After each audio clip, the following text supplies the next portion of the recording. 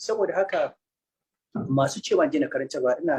ba su shawara in ka zo makaranta da syllabus idan bai maka baka tafi wata makarantar amma ka daina zuwa kana cewa a canza syllabus wanda baya son ya ji wannan ya je akwai a zawiya su ana karantar da jawahirul ma'ani ya je karanta mana akwai shekunnai da suka yi aikin su ne ya je akwai littafin Shehu Ibrahim Ruhul Adabi a zawiya su ana karantar ya je ya ji ni wannan nake karantarwa wanda yake so ya zauna ya ci wanda baya so ya je inda zai ji amma Ibn Qayyim rubuce-rubucensa wato an zalunce shi masoyansa mabiyansu sun zalunce su wanda suke yaƙi sun zalunce su mutane sun yi amfani da sunan Ibn Taymiyyah da Ibn Qayyim su suna da aƙida mara kyau sai suka yi amfani da sunayensu wanda in ka je ka karanta shi wakila ma yadda ake faɗin ba haka suka faɗa ba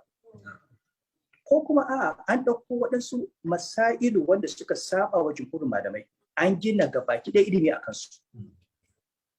wannan littafi ai ba littafi aqida bane da na ɗauko littafin sa qasidatun nuniya sai a ce ina karanta da aqida su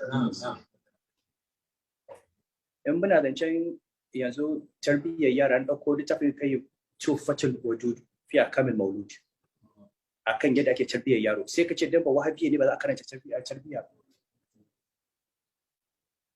ko hajil arwah ila bilad al-afrah ko ilamul muwaqqi'in kawai ayo mutum hukunci akan waɗansu maganganu 2, 3, 4 saboda ya faɗe su ba yadda da su ba a ce duk abin da ya rubuta ba za a karanta ba har a ci rubucewa kana halifan tijjaniya kana karanta na karantar kuma gashi shi inda ya wace kunnan mu'adarci duk da bai yadda da su a komai ba ya ce ko da bai yadda da wani abinsu ba inda suke da gaskiya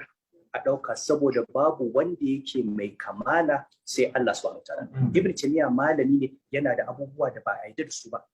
Haka Ibn Qayyim, haka Imam Shafi'i, kuma Imam na Maliki ya gaya mana ya ce dukkanin ɗan adam za a ɗauka daga maganarsa za a ajiye banda ma'abocin wannan kabarin ya nuna manzon Allah sallallahu alaihi wasallam. Saboda haka wannan shine guda biyu nake roƙo. To mu sufai ba za mu saka ba su masu rubutowa su ci aje na karanta littafin Ibn Qayyim ba wahabiyye ne. Yadda ya mana adalci mu ba za mu masa adalci ba. Ko ba haka ba? Idan ya faɗi gaskiya mu ce wannan gaskiya ne. Idan mun zo inda muka ga cewa akwai kuskure ko akwai rauni shikenan mu ma mu tsaya akan cewa a'a ba mu yarda da wannan ba. Amma mutane su yi ta magana kuma sannan yawancin wai an ce ba wahabiyya ne. Ibn Qayyim fa shekara wajen 500 tsakaninsa da Abdul Wahhab sai da Ibn Qayyim ya mutu da wajen shekara 500 sannan shi Abdul Wahhab ma aka haife shi. Ka zo ka ce masa ba wahabiyya. Kuma yanzu inda zaka koma karatun littafin irin su Yusuf Nabahani da suka yi wa wahabiyawar raddi da tarihi za ka ga cewa shi kansa Muhammad ibn Abdul Wahhab a lokacin da ya fito dan uwansa Sulaiman ibn Abdul Wahhab ya masa raddi kuma raddin da ya masa da maganganun Ibn Taymiyyah da Ibn Qayyim ya masa raddi shi kansa Ibn Qayyim zagin sa ma suka ce ya sufanci masa yawa daga can an doko shi mu nan mun doke shi